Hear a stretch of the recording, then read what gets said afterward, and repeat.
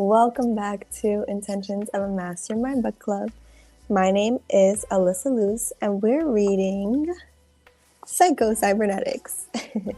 We are on chapter number 3, and we're going to be picking up on page number 42 right here. And this little section is titled, Use Mental Pictures to Get a Better Job. All right, we're going to jump right in today, but remember, if you guys want to become a member of the Mastermind, Intentions of the Mastermind Book Club, just click the link in the description and leave any questions you have in the comments. All right, the late William Moulton Marston, well-known psychologist, recommended what he called rehearsal practice to men and women who came to him for help in job advancement. If you have an important interview coming up, such as making an application for a job, his advice was, plan for the interview in advance.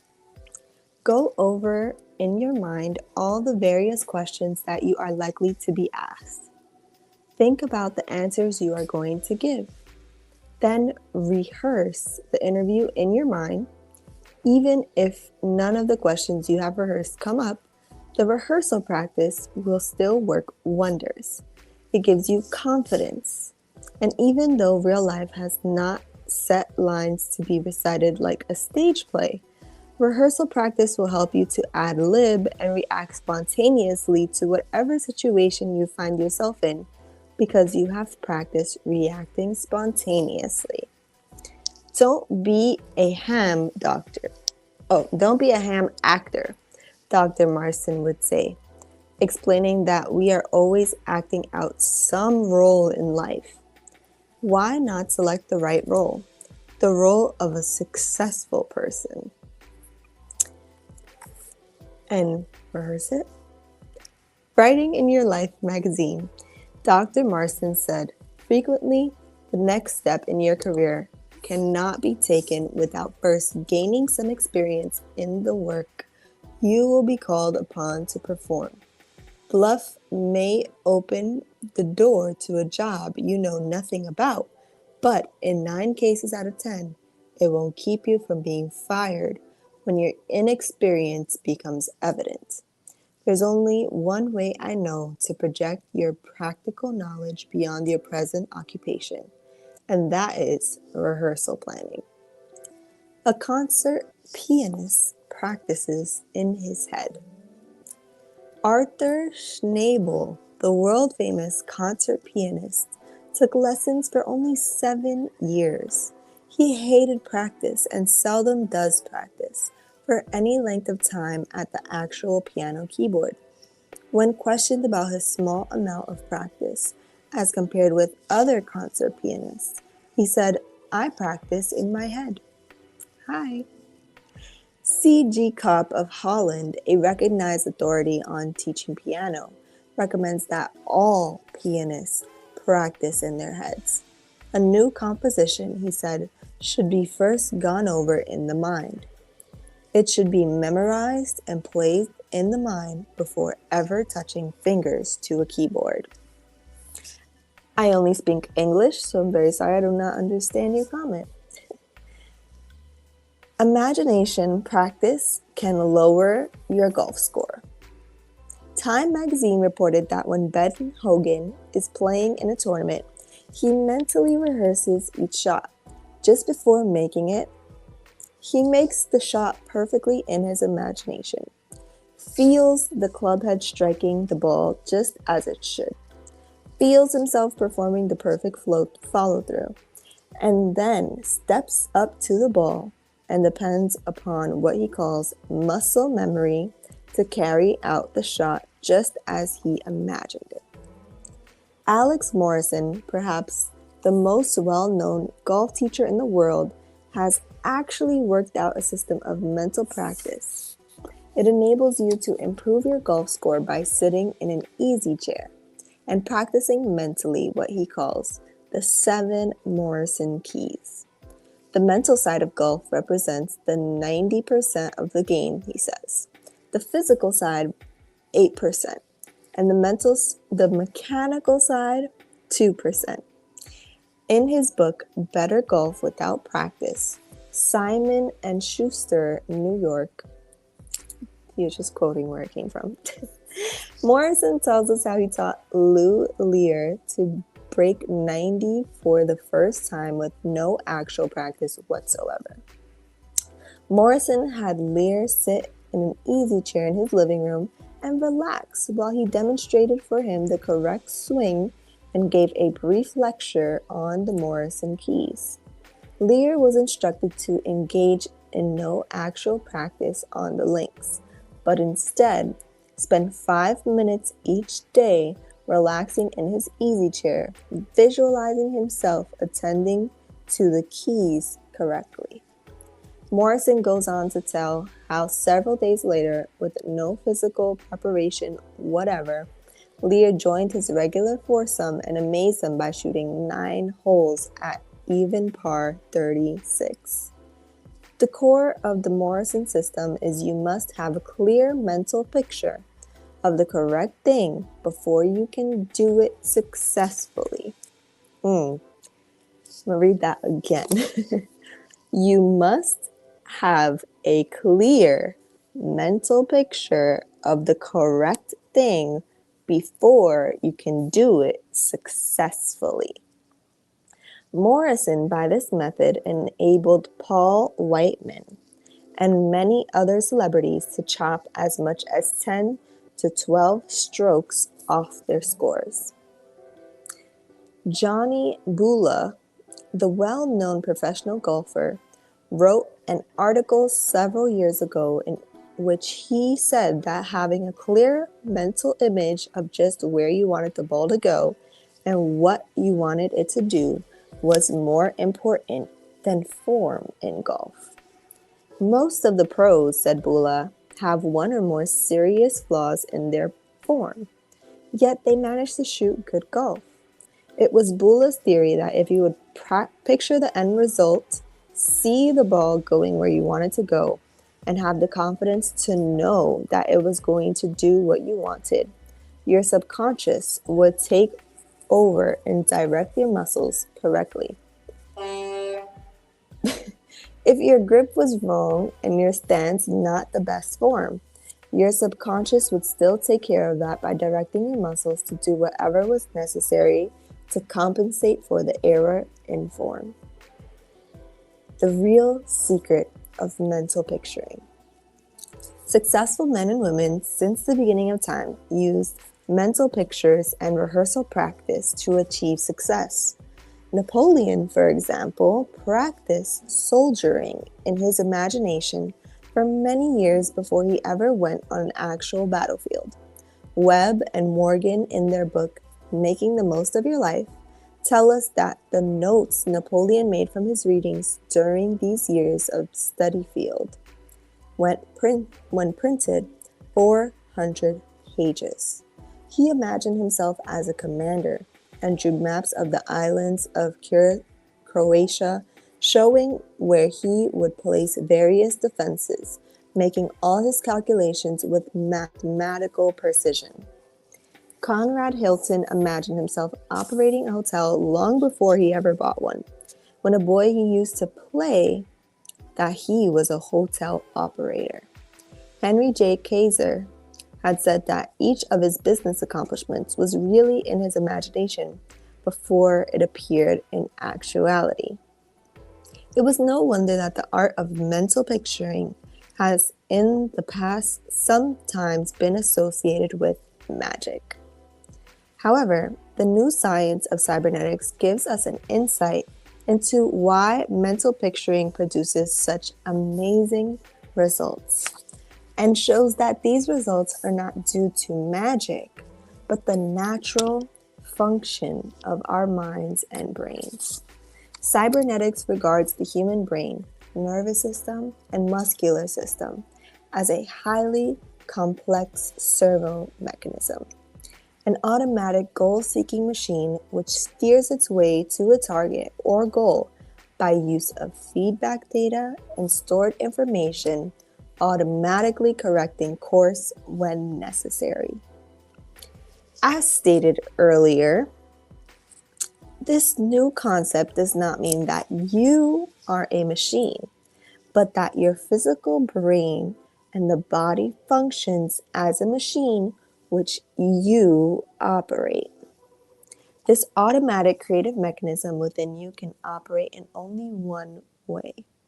It must have a target to shoot at. As Alex Morrison says, you must first clearly see a thing in your mind before you can do it. When you do see a thing clearly in your mind, your creative success mechanism within you takes over and does the job much better than you could do it by conscious effort or willpower. Instead of trying hard by conscious effort, do the thing by iron-jawed willpower, and all the while worrying and picturing to yourself all the things that are likely to go wrong. You simply relax the strain. Stop trying to do it by strain and effort. Picture to yourself the target you really want to hit, and let your creative success mechanism take over. Thus, mental picturing the desired end result literally forces you to use positive thinking. You are not relieved thereafter from effort and work, but your efforts are used to carry you forward towards your goal, rather than in futile mental conflict which results when you want and try to do one thing, but picture yourself something else. Finding your best self. This same creative mechanism within you can help you achieve your best possible self if you will form a picture in your imagination of the self you wanted to be and see yourself in the new role. This is a necessary condition to personality transformation, regardless of the method of therapy used. Somehow, before a person can change, he must see himself in a new role. Edward McGoldrick uses this technique in helping alcoholics cross the bridge from old self to the new self. Each day he has his students close their eyes, relax the body as much as possible, and create a mental motion picture of themselves as they would like to be. In this mental motion picture, they see themselves as sober, responsible persons. They see themselves actually enjoying life without liquor. This is not the only technique used by McGoldrick, but it is one of the basic methods used at Bridge House, which is a higher record of cure for alcoholics than any other organization in the country.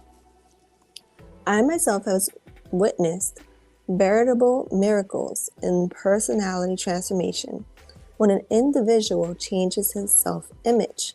However, today we are only beginning to glimpse the potential creative power which stems from the human imagination, and particularly our images concerning ourselves.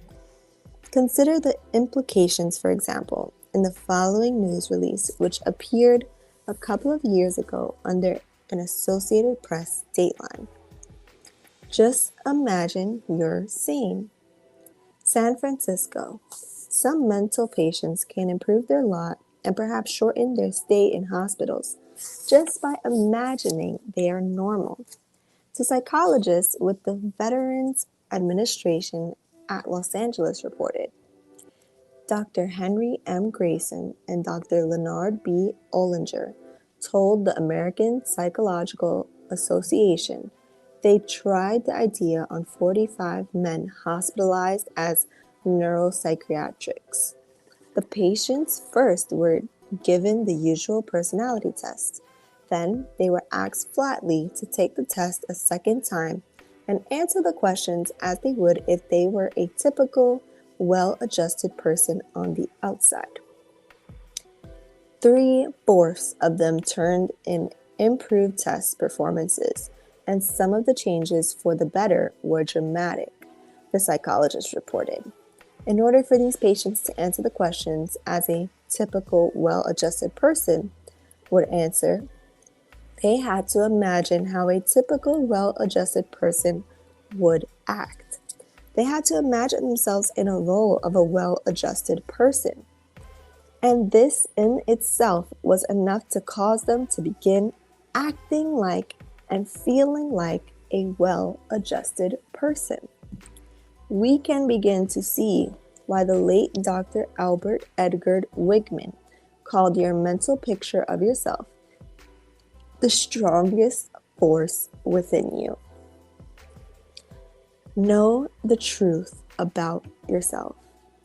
The aim of self-image psychology is not to create a fictitious self which is all-powerful, arrogant, egotistic, all-important. Such an image is as inappropriate and unrealistic as the inferior image of the self. Our aim is to find the real self and to bring our mental images of ourselves more in line with the objects they represent. However, it is common knowledge among psychologists that most of us underrate ourselves, shortchange ourselves, and sell ourselves short. Accurately, there's no such thing as a superiority complex. People who seem to have one are actually suffering from feelings of inferiority. Their superior self is a fiction, a cover-up, to hide from themselves and others their deep down feelings of inferiority and insecurity. How can you know the truth about yourself? How can you make a true evaluation? It seems to me that here, psychology must turn to religion. The scriptures tell us that God created man, a little lower than angels, and gave him dominion. That God created man in his own image. If we really believe in all-wise, all-powerful, all-loving Creator, then we are in a position to draw some logical conclusion about that which He has created. Man. In the first place, such an all-wise and all-powerful Creator would not turn out inferior products, any more than a master painter would paint inferior canvases. Such a creator would not deliberately engineer his product to fail, and more than a manufacturer would deliberately build failure into an automobile.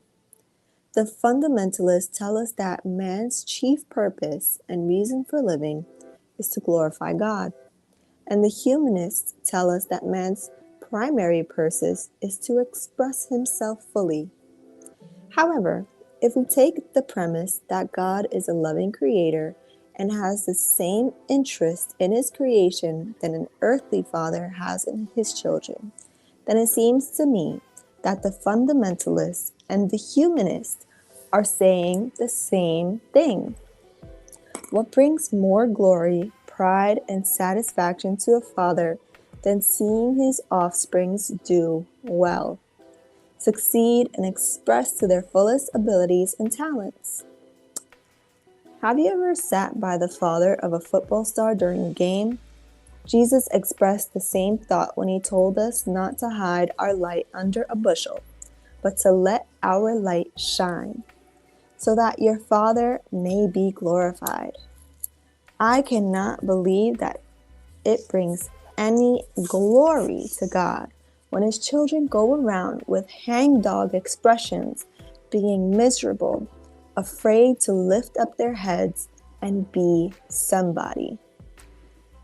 As Dr. Leslie D. Weatherhead has said, if we have in our minds a picture of ourselves as fear-haunted and defeated nobodies, we must get rid of that picture at once and hold up our heads. That is a false picture, and the false must go.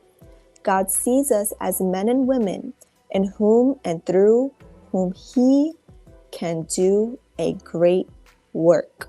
He sees us as already serene, confident, and cheerful. He sees us not as pathetic victims of life, but masters of the art of living, not wanting sympathy, but imparting help to others, and therefore thinking less and less of ourselves, and full not of self-concern, but of love and laughter and desire to serve. Let us look at the real selves which are in the making, the moment which believe in their next existence. We must recognize the possibility of change and believe in the self we are now in the process of becoming. That old sense of unworthiness and failure must go. It is false, and we are not to believe in what is false. Wow. That was from Leslie D. Weatherhead. The book is A Prescription for Anxiety. I love it. All right. Well, the practice exercise, I'll read it now because it's a writing exercise. It says, hold a picture of yourself long and steadily enough in your mind's eye and you will be drawn toward it, said Dr. Harry Emerson, Fodstick. Picture yourself vividly as defeated, and that alone will make victory impossible. Picture yourself vividly as winning, and that alone will contribute immeasurably to success. Great living starts with a picture held in your imagination of what you would like to do or be. Your present self-image was built upon your own imagination, pictures of yourself in past which grew out of interpretations and evaluations which you placed upon experience. Now you are to use the same method to build an adequate self-image that you previously used to build an inadequate one.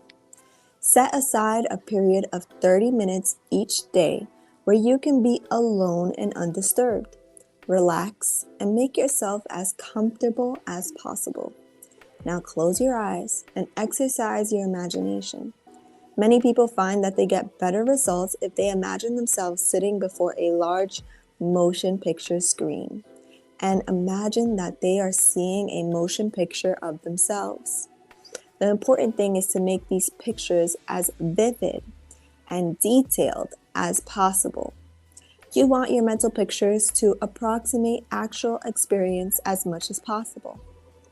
The way to do this is pay attention to small details, sights, sounds, objects in your imagined environment. One of my patients was using this exercise to overcome her fear of the dentist. She was unsuccessful until she began to notice small details in her imagined picture. The smell of the antiseptic in the office, the feel of the leather chair of the arms, the sight of the dentist's well-manicured nails as his hands approached her mouth, etc. Details of the imagined environment are all important in this exercise because for all practical purposes, you are creating a practice experience. And if the imagination is vivid enough and detailed enough, your imagination practice is equivalent to the actual experience, insofar as your nervous system is concerned. The next important thing to remember is that during this 30 minutes, you see yourself acting and reacting appropriately, successfully, ideally. It doesn't matter how you acted yesterday. You do not need to try to have faith. You will act in the ideal way tomorrow. Your nervous system will take care of that in time if you continue to practice. See yourself acting, feeling, being as you want to be. Do not say to yourself, I am going to act this way tomorrow. Just say to yourself, I am going to imagine myself acting in this way now for 30 minutes today. Imagine how you would feel if you were already in the sort of personality you want to be. If you have been shy and timid, see yourself moving among people with ease and poise and feel good because of it. If you have been fearful and anxious in certain situations, see yourself acting calmly and deliberately, acting with confidence and courage, and feeling expansive and confident because you are. This exercise builds new memories or stored data into your midbrain and central nervous system. It builds a new image of self after practicing it for a time. You'll be surprised to find yourself acting differently, more or less automatically and spontaneously without trying. This is as it should be. You do not need to take thought or try or make an effort now in order to feel ineffective and act inadequately. Your present inadequate feeling and doing is automatic and spontaneous because of the memories, real and imagined, you have built into your automatic mechanism. You will find it will work just as automatically upon positive thoughts and experiences as upon negative ones. So now the book has you write some key points to remember and case histories. List some experiences out of your past that is explained by the principles given in this chapter. So I'm going to write this journal exercise in the description. I highly encourage everyone to do it. But I have so much to share about this little chapter here. Let me just check the chat. Okay, awesome. Welcome, enjoy, and everyone watching as well. Wow. Peace, and yes, good rising, everyone. This was a great finish to this chapter, yeah. I know, right? I took so many stickies out today compared to like all the other days. So number one, I wanted to talk about like picturing yourself and also practicing, right? This is why some people do, let's say, self-defense classes, like women's self-defense classes, because like even though, you know, we want to maybe be stronger, protect ourselves, but it's really nobody wants to imagine themselves, you know, being harmed by someone else. So therefore you go and you do the self-defense classes because now you have stored memory and information of what you could potentially do if you were to get into some kind of altercation with someone who was stronger, bigger than you, right? And even in addition to that, like your ability to imagine yourself succeeding at it and just, you know, trying to get where you are. My mentor also tells a story of the most famous pool player, like a billiards player. And what he does is instead of just visualizing the pool balls going into the hole, he hears it going into the hole.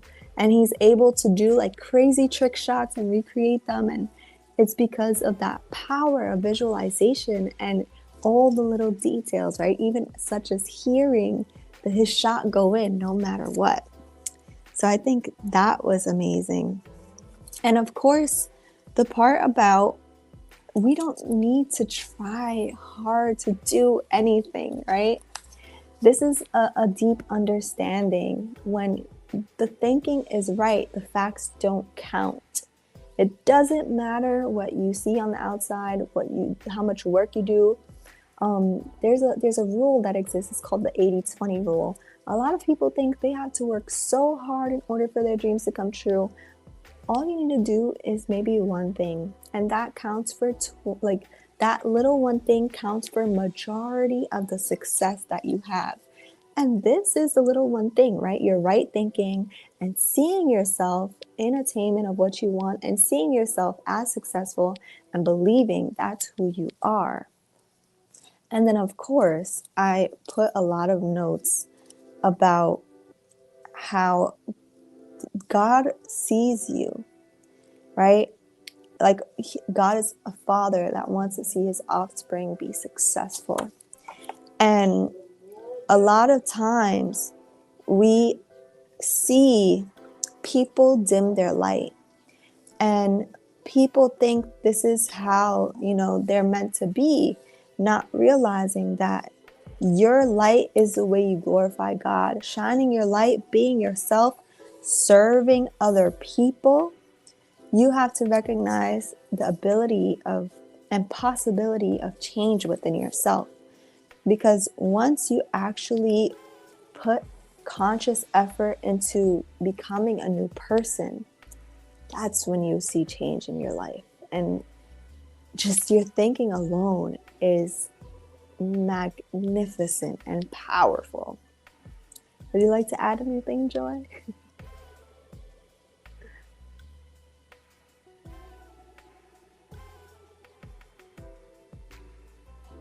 Oh, I think she might have. Oh, there she goes. Sorry, I had to get my headset back right. Absolutely, yes. Okay, so the first thing that the first part of this read along made me think of is the subconscious mind iceberg. Where, and if I can, I'm gonna share my screen to show y'all this picture. Yeah, you have the picture. I do. For a second, yeah, you could share it. Can I share it? Yeah, you could share All right. it. For a second, I was like, what? And then I saw the image, the mental image, right? Mm-hmm. Of what that actually looks like. Let me just make sure you're going to be good. Layout. Here we go. Let me know when you share your, well, it'll pop up once you share it. Okay. But she also put, what lies behind us and what lies before us are tiny matters compared to what lies within us. Amen. Right? Okay. Even the author wrote that. Yes. It's not about what you did yesterday, but it's about how you behave now and what will impact tomorrow. Yes, yes, indeed. That's one of my favorite quotes by Ralph Waldo Emerson, because it doesn't seem that way just because of our conditioning, right? But it is so true that when we focus on the internal world, that has way more power than anything that we're doing with the physical.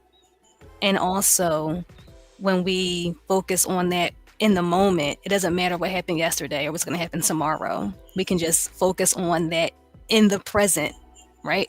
But I am sharing the screen, but it's not showing that I am. Like on my end, it's saying that it's there, but I don't see it. There we go. Okay. So this is the image thank you. This is the image that I was talking about. So you see how the unconscious mind is so far beneath the surface, and the conscious mind is just like that tiny, tiny piece. And we think that we're operating from the conscious mind all the time, but it's really all of the energy and power of the unconscious mind that is powering and influencing our thoughts and our habits and our behaviors.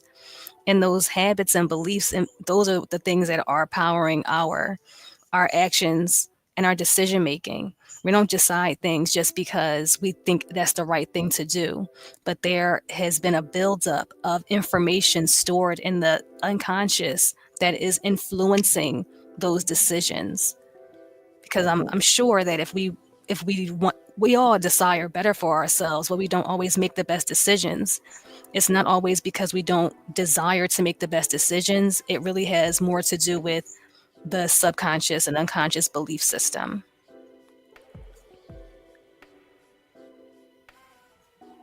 That's powerful. Yeah. Yep, I saw that. And just understanding, the author says that as well, right? You can create new stored memories. And just not by doing things, but just by thinking about what you're going to do, just by visualizing and recreating, who you want to be. It's interesting because I was just, talking about this with a friend not too long ago. And right now it's, changes in season, and it feels a bit hard and painful when you have to go through these changes, and it's like a big difference of where you are right now and where you want to be. And it can seem scary to let go of everything you know. But if you're focusing on letting go of everything you know, that's when the fear, the anxieties increase, versus focusing on all the possibilities and the beautiful life you can create, that is enriching and empowering, and it feels amazing as well, because you're like, oh wow, what if I complete this, and what if I accomplish this, and I imagine how it feels to do this. And when you put your mind and attention towards what you want more frequently and more intensely, right, by feeling the emotions, by observing all the details and using all your senses to actually create this experience in your mind, not just say, I want to be a millionaire, but like, what Right. do millionaires even do? What would you Right. do as a millionaire? What would you wear?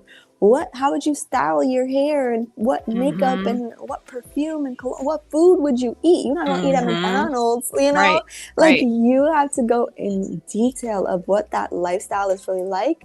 That way you act in accordance with what you're already storing in your mind, right? Up until right now, you've only stored the thoughts and experiences that have brought you to where you are right now. And if you don't like where you are right now, this is your opportunity to create new thoughts, experiences, and a new life for yourself. Ooh. Oh my goodness. It's so powerful. And something that just literally popped into my mind just now when you said that about what would you eat? You wouldn't eat McDonald's. I thought about this movie, this childhood movie from the 90s, Richie Rich.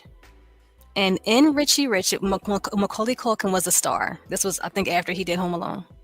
And in this movie, he was the son of like these billionaires. And he had a McDonald's in his home. Okay. So the reason why I bring this up is because a lot of times movies, media, and things like that give us these pictures that are false ideas of what the metaphysical correctness is would be in reality. Because like Alyssa said, as a millionaire, you're not going to be eating McDonald's. But if you feed children this false belief that if you have a millionaire, you come from a billionaire family, you can have all the McDonald's you want. Now we have a conflicting belief system, and we're really not going to we're not thinking about it in the most positive and uplifting way in order to get to that idea of becoming a millionaire. So that just came into my mind just because I watched that movie and I'm like, oh my goodness, McDonald's in the house is so cool, right? As a child, I used to think that, but now I know for sure that when I become a millionaire, I'm not spending my money on food like that, right? The other thing I wanted to mention is that it's the fear-based religious programming and over focus on emotion and religious-based programming that gets in the way of the logical and critical thinking that allows us to know that truth, that being made in the image of God means that we have a piece of the creator within us and we can do creator-like things because of that. But people get into their feelings, oh my goodness, that's blasphemy, you ain't a God. I'm not saying that I am the God, right? But I am saying that I am of God and I have the power of God within me. And that's a little bit different than always deferring to something outside of you because it really is already within you. Amen. Two things there, right? And they'll correlate. Number one, who do you listen to? And what do you listen to? Where do you get your information from? Are you getting it from false, fictional stories? Of course, those things will never work because it's made up. It's not real. There are real billionaires and real people who have already accomplished what you can imagine. Find them, do your research, and study them, because they're already living the life that you want. So why not model their thinking when they started where you were, right? You're not going to model their thinking now that they already have the private jet and the nannies and the maids and everything. You're going to see where they started. And what did they do? They were visualizing where they wanted to be. They were thinking about who they wanted to become. And they were working hard towards it. And number two, let's say you are Christian. Let's say you do follow religious faith. There are so many beautiful stories in the Bible and in many different religious texts. And a lot of times people learn about God or the Bible or Jesus, and other religious figures through word of mouth from other people. And I know that's how it's been done for years. But who do you listen to? Read it for yourself. Learn from the source directly. Read the word for your own needs, okay? The Bible is thousands of, I don't know if it's actually thousands of pages, but basically, because it's 2 columns, okay? It's thousands of pages. There's so many stories in the Bible. And, people like to focus on the ones like, oh, the love of money is the root of all evil. And, blasphemy. And, I don't even know because I don't listen to things like that, but you guys get the drift. Read it for yourself. Find inspiration. Let's say if you are a Christian, for example, and you want to be like Jesus, learn directly from the stories of Jesus. Don't listen to what other people say. Learn it for yourself. And now you have something to use when you're doing your creative imagination process. Okay? So that's all I have to say for today. Did you want to add anything else? Yes. No, girl, that was it. That was so true. Spot on, because the conditioned response comes from what we experienced in childhood. You go, you sit down, you be quiet, you get spoon-fed the information, and then you rinse and repeat, right? You learn for the same stories that the pastor comes from every time. There is not, it's recycling the same thing. When are you going to do it for yourself? Learn it for yourself, like you said, directly from the source, because it's there for you. You don't need to go through a gatekeeper. Amen. You don't need to go through a gatekeeper. There is no gates there. You are directly connected to source. And whatever you want to call it, it's all the same thing. Okay? Just how he said in the book, religious believers believe you have to glorify God. And, people who don't believe in religion, they say you have to be your best self, express yourself fully. It's synonymous. It is synonymous. And once we realize that we're not out here, maybe we are speaking different languages, but once we understand that we all are part of one, we all are, we all just need to love each other, come from a place of love and compassion, understanding, you will see such a difference. And it starts with showing love and compassion, understanding for yourself. So thank you so much for reading with us today and for having this conversation. If you guys have any questions, leave them in the comments. And of course, do not forget to subscribe. Thank you, and we'll see you on Friday.